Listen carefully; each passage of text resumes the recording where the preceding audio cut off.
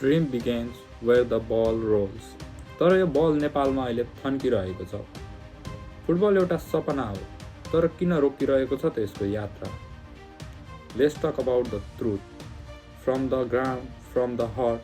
Welcome to dream on grass Nepal, जहाँ गल्ली गल्लीमा खेलिन्छन् सपना, जहाँ बच्चा बच्चाले नाङ्गो खुट्टाले बल हान्दै भन्छ मेस्सी, रोनाल्डो, पेले भन्ने। तर पनि नेपालमा फुटबल इज नट ग्रोइङ। किन?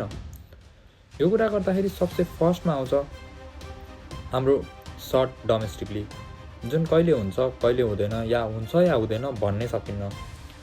भए पनि हाम्रो लिग 2-3 महिनामै सकिन्छ। खेलाडीहरू बेरोजगार हुन्छन्, क्लब निष्क्रिय हुन्छ र देशभर फुटबल सुनसान हुन्छ।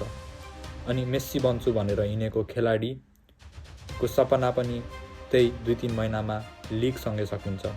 अनि आउँछ ल्याक अफ इन्फ्रास्ट्रक्चर। देशभर एउटा मात्र ठुलो स्टेडियम छ, त्यो पनि क्यापिटल सिटी काठमाडौँमा मात्र। बाँकी देशमा एउटा खेल्न लायकको राम्रो ग्राउन्ड पनि छैन। अनि रोनाल्डो बन्न सक्ने पोटेन्सियल भएको प्लेयर गाडी कुदिरहेको बाटोमा खेल्न बाध्य। अनि आउँछ no grass root system. School कलेजमा फुटबल छैन। फुटबल मात्र होइन, अरू कुनै स्पोर्टै छैन। अनि नेपालको एजुकेसन सिस्टममा स्पोर्ट्सलाई एकदमै राम्रो बनाउनु पर्छ भन्ने कुरा एक्जिस्ट नै गर्दैन, या स्पोर्ट्स नै एक्जिस्ट गर्दैन। स्पोर्ट्सको नाममा नेपालमा क्विज कम्पिटिसन खेलाइन्छ। अनि आउँछ आउटडेटेड कोचिङ सिस्टम। कोचिङ 1914 को जमानाको छ। मोडर्न फुटबलको एरामा न टेक्नोलोजी छ, न फुटबललाई एउटा प्रोफेसन जसरी नै हेरिन्छ। अनि